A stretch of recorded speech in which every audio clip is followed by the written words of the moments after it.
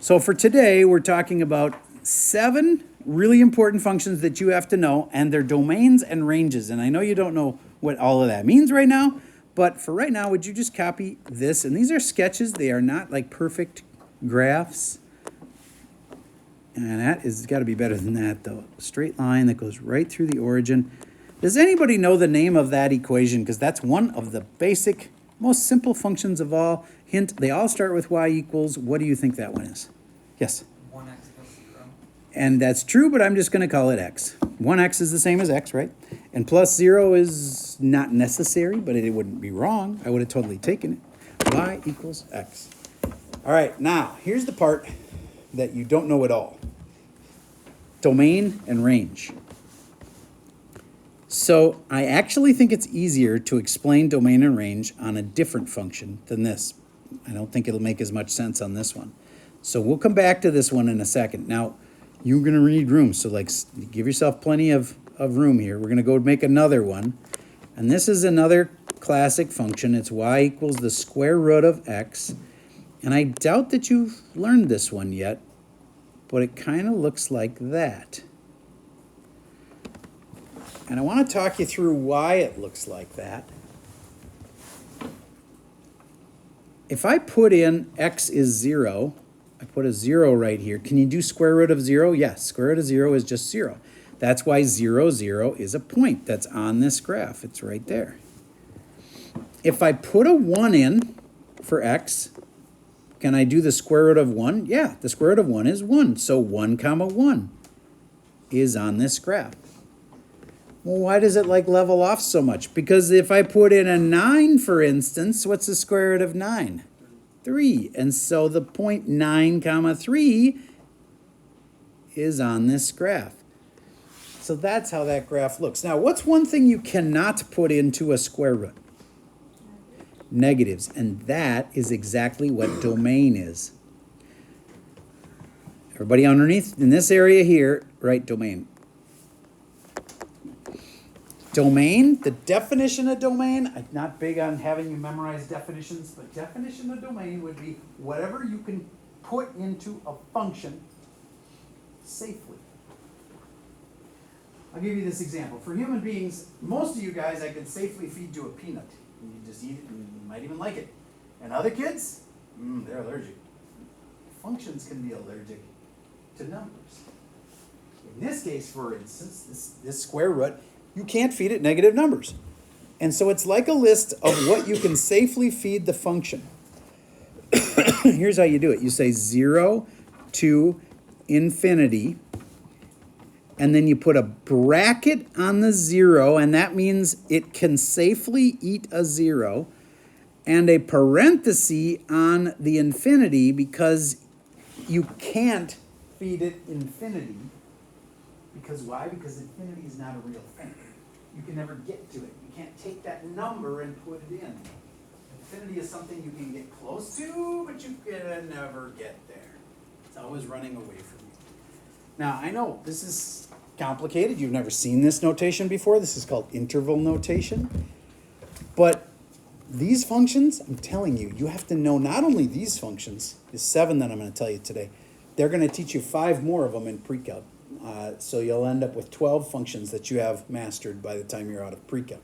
These are the first 7. And this concept of domain and range, you'll be learning it and learning it and learning it. It's going to come up over and over in pre-calc. I've taught that class for many years. So trust me, you need to know the domain and range. All right. So for right now, this interval notation is how we're going to say it. We could say it in words. We could have said that it can be 0 or anything bigger than 0 all the way up to infinity. But it's a lot faster to write that. That's interval notation.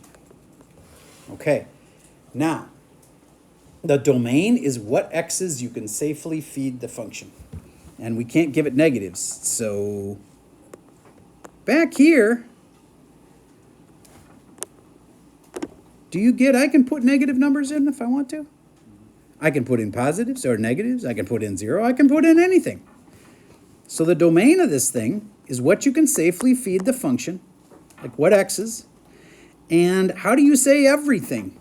Negative infinity We use INF because on Schoology there's no infinity symbol on the keyboard, so we type in INF to INF. Negative infinity to positive infinity. All right, so domain is about what you can safely feed that function in. And honestly, if you just remember this one, Almost every domain is this. Almost always, you can feed almost every function, pretty much every number. All right. That's 2 of the 7. Here's number 3. I'm hoping somebody knows this one. Y equals x squared. Do you know what that looks like? What letter does it look like if I graphed it? A U. Very good. It's like this. That's the graph of y equals x squared. we expect you to know the U shape is y equals x squared. So what x's can you put in that? Can you put in negative numbers into this x right here? Would that be okay? Yeah, it just gets squared. It's fine. It doesn't hurt anything. Can you put in positive numbers? Sure. Like, let's do an example. I could put in positive 1 and I get 1 squared and I get 1. 1, 1 is on the graph. It's right there. And if I put in negative 1, it'd be fine. It would just square it and it would become positive 1. And negative 1 comma positive 1 is right there. It's on the graph. So you can put in anything you want. So did you already learn it? I know how to write that. Do you know how to write that? If everything works, you're supposed to say negative inf to inf. And like I said, most of the functions, the domain is negative infinity to positive infinity. There's another way to say that, and it's all real numbers. But you're going to have to use this notation called interval notation. All right, that's 3 functions. Here's the 4th one.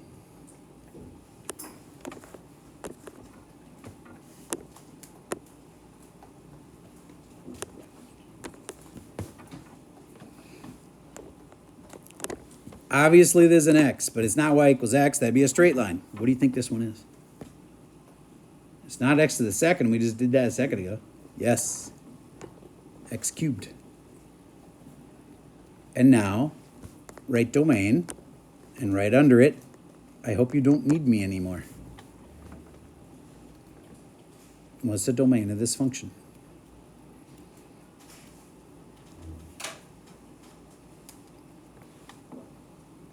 Negative infinity.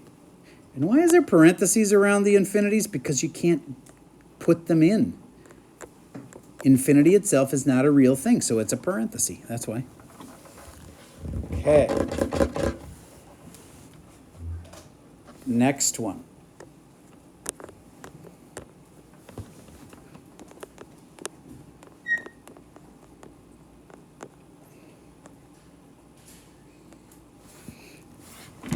Anybody know that function?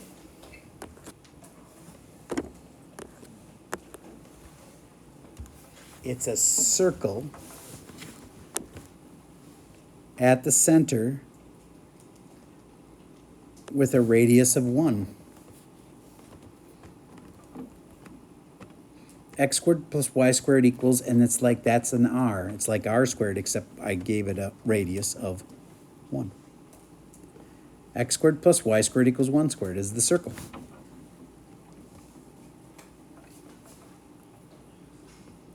I'll give you some famous hits on the circle. Do you get if I put a 1 here and a 0 here, it would equal 1?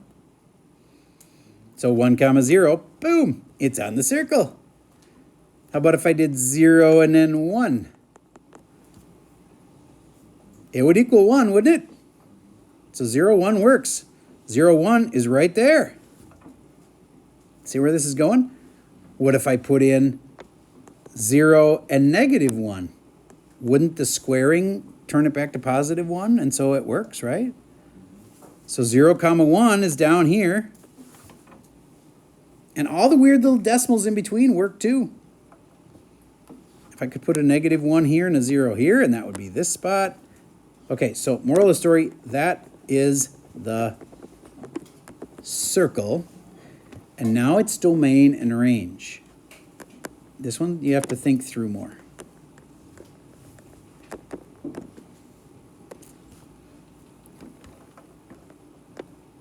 They're pretty much always going to be either parentheses or brackets. And the domain is about the x's. I want you to think.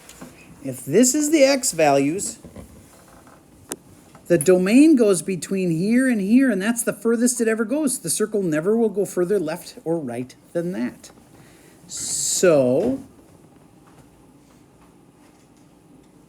what's the domain of the circle? What's the furthest left it'll go? -1. What's the furthest right it'll go? +1.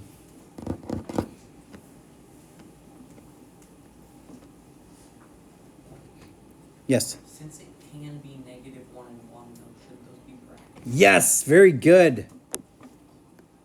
Bracket, bracket. You are absolutely right. I was going to say something about that, but then I was just about to explain another thing that I thought you were going to ask, which is, but I thought you said that it's what you could safely put in the function. But see, if you put in anything bigger than 1, do you get that it'll never be equal to 1 if you put in something over here that's bigger than 1? You know what I mean? That's why you can't put in anything bigger than 1. Or smaller than -1, because once you square it, it would become too big and it wouldn't work. All right.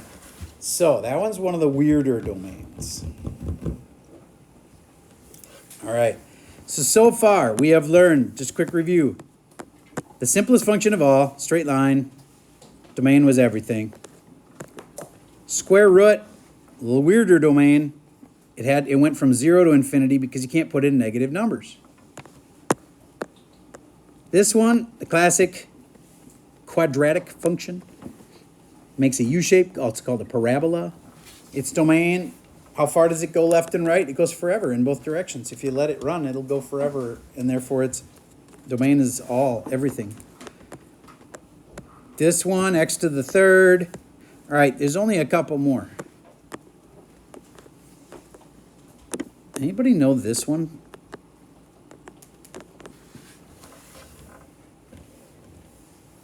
It's a V shape. Instead of a U shape, it's a V shape.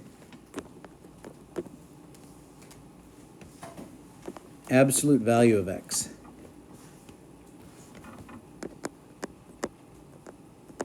And right off your next test, we'd ask you, what's the domain? So domain is the thing that goes like this way and this way. Is there any stopping this thing? Doesn't it just go forever? Can you put in any number you want in here? Yeah, you can put in any number you want in there. So domain is infinity to infinity, but it's negative infinity to infinity. And the last function is the most complicated one.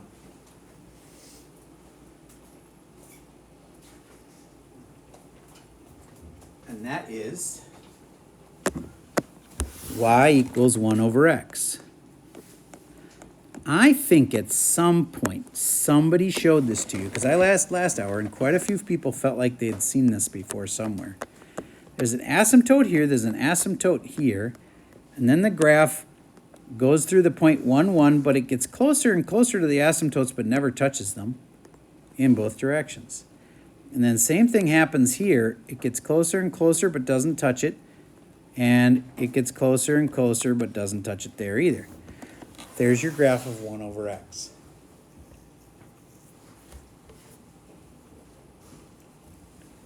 Now, so important that you learn these asymptote names. They're going to be on today's homework. They're going to be on your next test. And everybody gets it backwards. They think that the y-intercept, you know, that dotted line that's going up and down, that's going to be y equals 0. And it's the opposite of that. It's x equals 0. So let's label that right on your little graph here. This is x equals 0. The y-axis is at x equals 0. And if that doesn't make sense to you, think about every point on this line. The y changes, but the x is always 0. Every point on this line, as you go up or down it, x equals 0 at every single spot. And so the x-axis seems like it would be x equals 0, but it's y equals 0. It's not the y-axis, it's the x-axis. And it's y is equal to 0. And why? Because look at the x keeps changing. 1, 2, 3, 4, 5. The x changes all the time. But the y is always 0 at all of those spots, including 0, 0. Okay, so this function has a vertical asymptote that is x equals 0. This one's the vertical one. Think about a vertical leap. You go up and down, right? And it's got a horizontal asymptote that goes like the horizon line at y equals 0. I know, it's so many words. If you write them all down, you have like a master class. Of course, today's homework is all going to be coming off of these notes, and the test will have a ton of questions like this today for your next test. Do you remember me saying that the first day of a unit is always a little bit confusing, and by the end most people get it wrapped up? Same thing happened. The average score on this last test was like a 90-ish. By the end, the average person was getting an A. But the first day, I know, I gave you so much. Same thing, new unit, first day, so much new terminology, so many graphs to remember. All right. And of course, I'm going to ask you the domain of it. And I'm going to go back to what can you safely feed this function? Can you put in the number 1? Sure. You can put in the number 1. You could put in 2, and then you'd have 1 over 2, which is a half, right? Or you could put in 3, and you'd get 1/3. And what's happening is you're getting all these little points right here. What if you put in 1/2? You put in a half. Well, then it's 1 divided by a half, which is actually 2, which would be like there. So you can put in any positive number you want. You can put in any negative number you want. The only thing you can't put in is what? Somebody's going to know. 0. Because do you remember that if on the calculator you divide by 0, the calculator says error? It's because, look at that graph. That's why this thing avoids 0. It gets really close to 0, won't touch 0. Because x can't be 0. Because as soon as you put in x is 0, your calculator would say, error, that can't exist. So how do you say everything but 0? Honestly, I really wish you could say all the numbers except 0, but you can't. So instead of going negative infinity to infinity, you have to, it's like that. I'm going to use INF because that's what you're going to have to type today on the Schoology quiz. It's very much like this, but we got to say something in the middle where we say it can't be 0. So you do this, but you leave room to say can't be 0. And here's how you mathematically say that. If you were just trying to tell your sister, hey, it can't be 0, you'd write can't be 0. But in math, there's a notation for it. We say it goes from negative infinity and that it goes up to 0. But remember me saying the parentheses meant that you can't be that? Boop. It's like saying it can be every negative number up to 0, but then it can't be 0. And then you start over again at 0, and it can go all the way to infinity on the positive numbers. But again, it can't be 0. You get how that kind of works? This is saying all the negative numbers, but not 0. This is saying all the positive numbers, but not 0. And there's one more little pain in the butt, but it's true, and you should write this down because you'll have to type exactly this when you get to that problem on the homework. There's a U in between it. We allowed it to be lowercase or uppercase. We don't care. Both are accepted on the Schoology quiz, but there's a U in there. That stands for union. So when they ask for the hardest problem, and you're in honors, of course they're going to throw one of these on the test. They're not going to put the super easy ones on there. They're going to put one of the hard ones on there. So when they ask for the domain of the hardest function, that's it.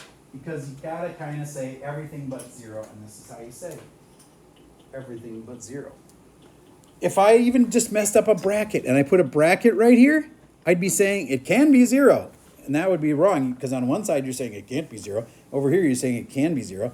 And so we would never have a bracket on one side and not on the other. So, all right. These are both parentheses is what I'm trying to say. Okay. We're almost done. I have one last concept to teach you. I want to go back to the beginning, the very simplest of all the functions, where the domain was everything. You could put in anything you want. X can be anything. And now I got to teach you how to do what's called range. Underneath domain, put range.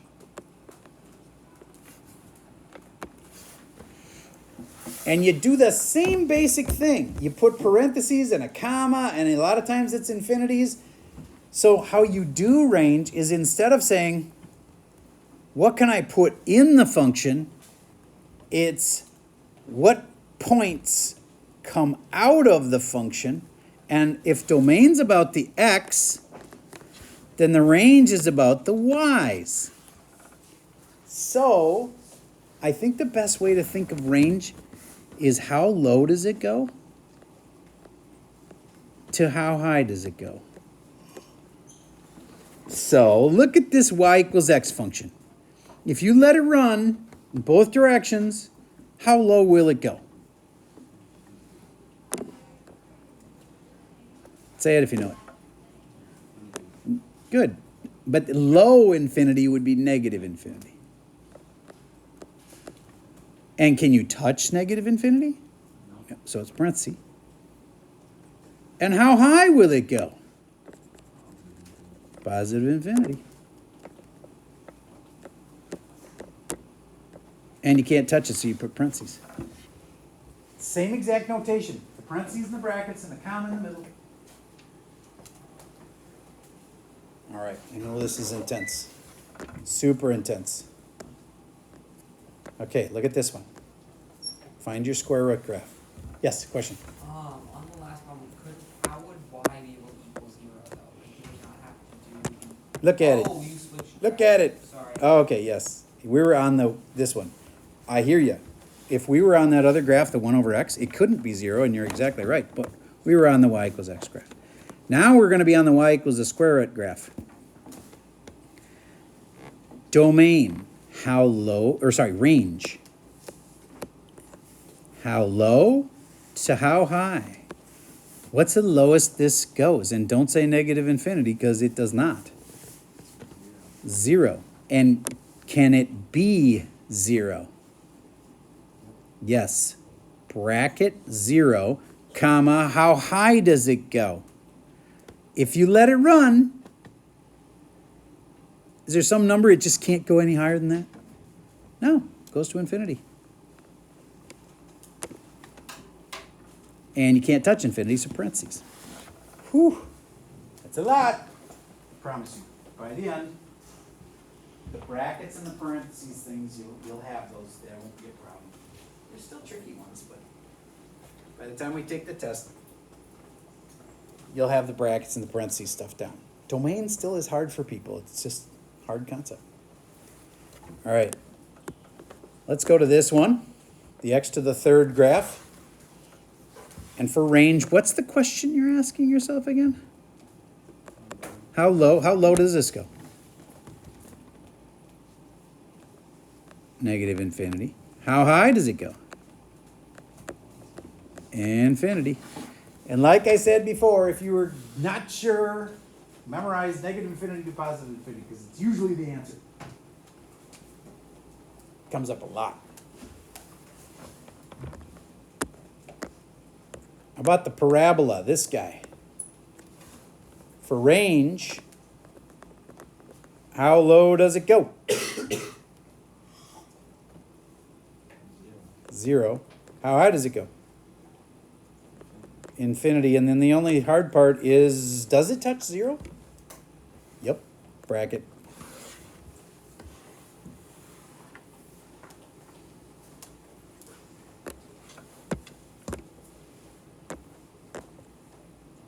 We've done that one. We've done that one. Ooh, the circle. We did the domain before. Now it's the range. How low does it go? 1. 1? Negative 1. How high does it go? 1. Does it actually go as low as negative 1? Yeah, so bracket, bracket. Okay. And the last melon. I really love Sid the Sloth. It's a reference to that movie. The last one. He finds the last melon on Earth. Range. What's the lowest it goes? 0. What's the highest it goes? Infinity. Does it touch 0? Bracket. You can never touch infinity. Okay, we now have learned domain and range of 7 different kinds of functions, and you learned 7 different kinds of functions, and that's a big day. So, let's start the homework together. And you definitely, last hour was really smart about talking to each other. They were like, what do you think this is? Please do that, because these are not easy, and it's a Schoology quiz, so you can't just look at the key until you've completed your first try, and you don't want to bomb the first try, because you get the average of your 2 scores, so talk to people as you're doing it. I would normally say ask me also, but today I got to hand you test back, so I'm going to be obsessed with trying to get everybody's test back to them, so I won't have time. But I'll start it with you. So would you read me the first question of the homework, numero uno. Anybody got it up and ready to read? Would you? Determine the equation and range for the graph below. Ooh, what's the graph look like? Is it the U-shaped one? Yeah. So for the equation, is there already a y equals there? Then don't type in another y equals. But you'd say y equals x squared, but you don't have a way to like do a raised up 2. So do you know that that's the little caret thingy? It's like that. That's how you say y equals x squared. There's your first answer. Y equals x to the second. And then I'm guessing they're asking either domain or range. Which one is it? Range. How low does it go? What's the lowest it goes? 0. So you bracket 0, comma. What's the highest it goes? Inf. With a parenthesis. If you have put an extra space in this, it's going to mark it wrong, and I'm going to say notation's important. You have to do it exactly like this. You don't have a bracket, you have a parenthesis by accident, it's going to mark it wrong, and it should. Notation's really important. I want to make that argument one last time, like, math is so picky. Well, contracts are picky, and like, if you're going to be a lawyer someday, and you mix up an and an or in a contract, you could cost your company billions of dollars. Just an and versus an or. Like, you could say, we will pay you this amount of money or that amount of money. And if you said this amount of money and that amount of money, you got to pay them both. It says in the contract, you signed it. Like, the one word, and versus or, cost you billions. So my point, there's picky things in the world. Got to be really careful in math. So this bracket versus a parenthesis is a big difference. It can be 0, so it's a bracket. Okay, let's move on to number 2. I think there were some weird things in number 2. Would you read me number 2? I can look at it, maybe just as good. I agree. Complete the table of values for y equals square root of x and state its domain. Okay, so the first blank there, it goes 0, 1, blank, 9. 0, 1, blank, 9. And would you read me the numbers as they go down to the right of that? 0, 1, 2, blank. Thank you. And if this is y equals x, is it square root of x or is it x squared? Square root of x, thank you. Then they're asking you to figure out what would go here. Well, this is usually the x column and this is usually the y column. And so they're basically saying, what would you put here if x was square root of what, and it would give you 4. Or it would give you 2, and I just said it out loud. Who knew it was 4 before I said it? Nice. And then this one is basically the number you're square rooting, and so if I square root 9, I would get 3. And unfortunately, some of you think that the square root of 9 has 2 answers. You got that backwards in your head. The square root of 9 just has 1 answer. Let me show you something, because tons of people did this wrong on the test. If you had this problem, the square root of 9 has only 1 answer. The reason that you might think this answer has 2 things is because this comes out to an absolute value. But the square root of 9 has only 1 answer. Sure, this is going to split and then eventually give you 2 answers, but it's only if you have a square root of a variable that you get 2 answers. Square roots of regular numbers, only 1 answer. For the whole rest of the year, watch out for that. It's going to happen. It's going to keep biting you over and over again because somebody taught you this wrong. I know nobody showed you that this was absolute value. They just slapped a plus and minus right here, and it made you think that there's 2 square roots of numbers, and there isn't. And the way you can tell that is like, try graphing square root of 9. It just comes out to 3. It doesn't come out to 2 things. A graphing calculator could handle that. It could show you 2 answers. It's only 1. Okay, so we got our first couple answers there, and then can you read me the follow-up question to it? Domain. Really, they're saying, not look at the chart, look at the function. What's the domain of this guy? Do you remember how it looks? You remember how it looks like this? Remember what the domain of that was again? 0 to infinity. If you just looked at the chart, you'd know it would start with 0, but you wouldn't be able to tell from the chart that it can't be negative. But you have to know from looking at the graph, oh, that's right, you can't put in negative numbers here. So it's complicated. Domain, you have to understand 2 things. You have to know it's what you can't, or what you can feed the function, and you have to be able to look at a picture of the graph and say, what's the domain of that? And it'll be like, oh, the x values. I get how this is tricky. That's why you're going to want a partner. All right, so I don't need you to slide over and sit right next to, but I do strongly encourage you to talk to other kids during this hour, get some help, and I'll hand your test back. That's all I got for you for today.